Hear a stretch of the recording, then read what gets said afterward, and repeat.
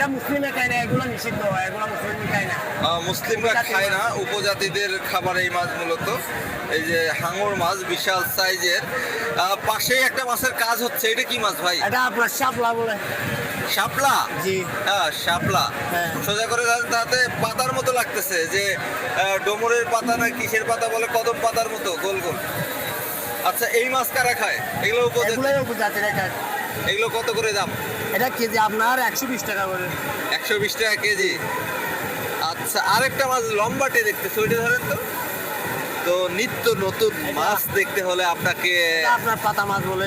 পাতা মাছ। হ্যাঁ। পাতা মাছ এটাও তো আপনারা খান না? না, মুসলিমে কিছু কিছু লোকেরা খায়, মুসলিম। আপনি খাইছেন কখনো? এটা আমি এমনি এমনি না, এগুলো আমি খাই না। খান না, বিক্রি করেন? লোকেরা খায় আর কি। আচ্ছা, এইটার দাম কেমন? এটা কেজি 200 টাকা, 220 টাকা করে। নিত্য নতুন মাছ দেখতে হলে আপনাকে আসতে হবে কক্সবাজার।